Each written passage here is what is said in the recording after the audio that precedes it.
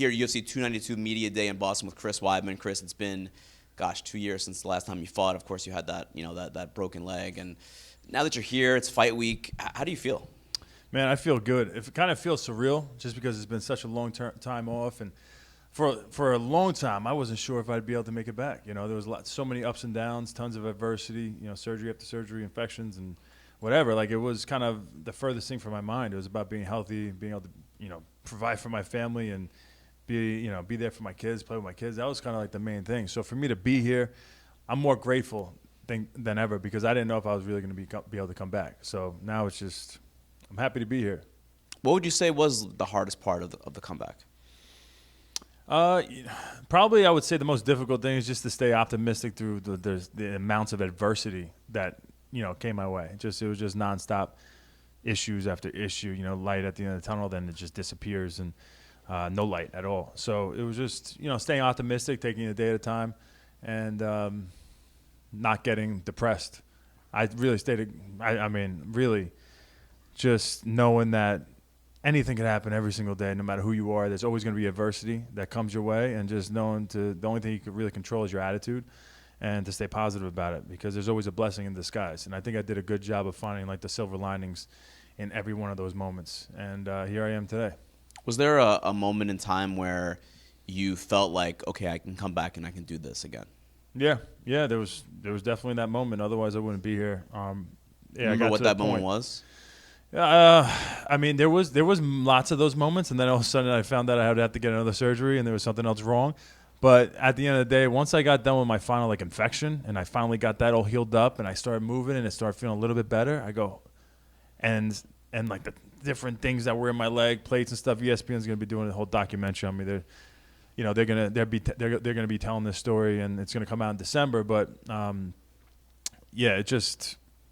There was a lot of those moments, but sometime after the infections and my leg started feeling a little bit stronger, I was like, all right, I'm doing this. Let's go. And every day I got better and better.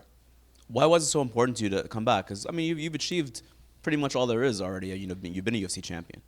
Because I just want to prove it to myself, prove it to everybody, how good I am. I like how shocking and how awesome of a story will it be to deal with what I went through and come back and become a world champion again. I'm not here to take part. I'm here to take over, okay? And I'm in my prime. That's McGregor line, so he's also going through a... Did he say he's in his prime? Oh, no, the first one was. The first one, that was McGregor. I forgot he said that. He's going through his own, his own problem with the... Have you guys talked at all? Have you given him any advice? No, I haven't spoke to him at all. I did reach out to him after he broke his leg and said, hey, any issues you got, let me know. I could walk you through it, but... I haven't heard from him, so I think he's good. He's got good doctors and everything around him. Every leg break is way different. Obviously, mine was way worse. I'm the only guy who the bones actually went through, the muscle, the nerves, the skin, all these issues. So I've got tons of other issues. You guys will see, actually, that angle that the UFC hasn't shown to anybody. Cormier's seen it, actually, during a Monster Energy thing. But, you'll actually see the bones come out of my leg, the blood, and all that stuff. The UFC didn't show it because it's pretty damn gory, but for the documentary that's coming out in December, you'll be able to get a sneak peek of a really nasty injury. Might be a disclaimer. The worst injury of all time. Might be a disclaimer on that, right? Graphic content or something. It definitely should. Definitely should. I've heard you say that you're going to come out against Brad Tavares on Saturday and you're going to blast a leg kick right away. Is that still the game plan? We'll see, man. I'm the type of person that I don't know if it's the smartest thing or not, but if I feel uncomfortable doing something, I'm just going to do it. I face my fears, man. If there's something I'm nervous to do, let's just go. I'm doing it because I don't want to feel that feeling of uncertainty. So if I feel that way, I'm 100% going to kick the crap out of them.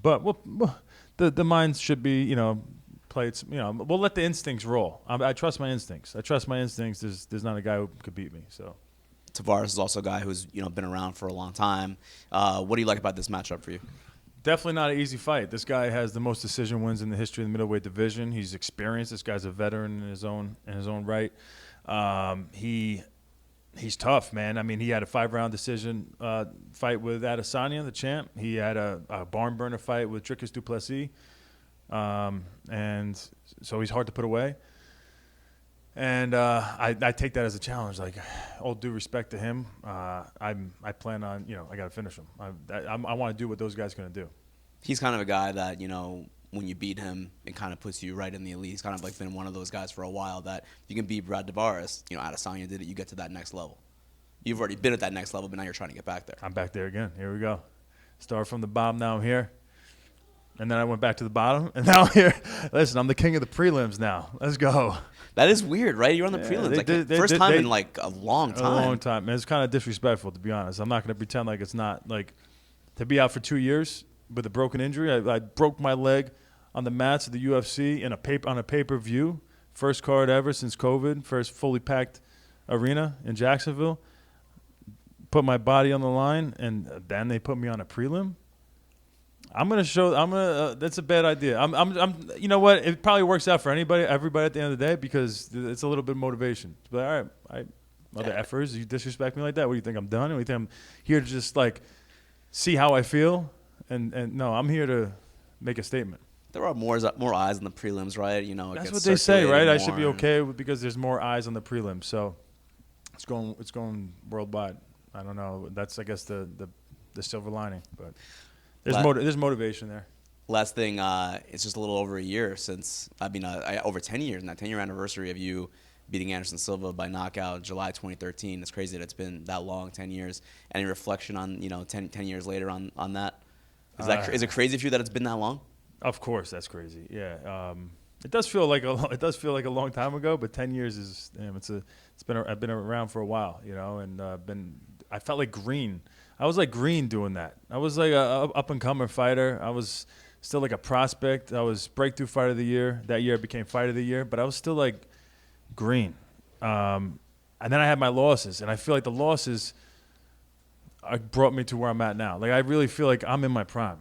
I'm 39. I'm in my prime. And what's the rest of the line? I'm looking fine. Oh, dear. I said, here we go. There we go. What's up? When I was 39, I became double champ. So we got this, baby.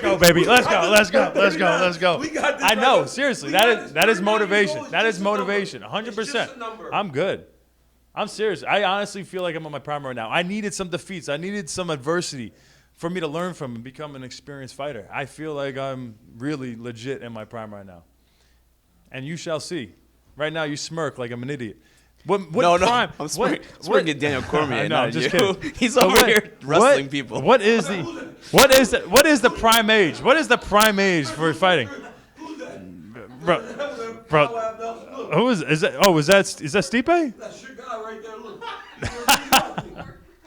That's pretty good. Cormier has that is someone pretty good. in a half Nelson on the ground right now. Bro, don't try to ruin my interview, bro. I'm shining out here. You're stealing my shine.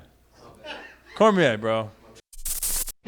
Thank you for watching ESPN on YouTube. For live streaming sports and premium content, subscribe to ESPN+.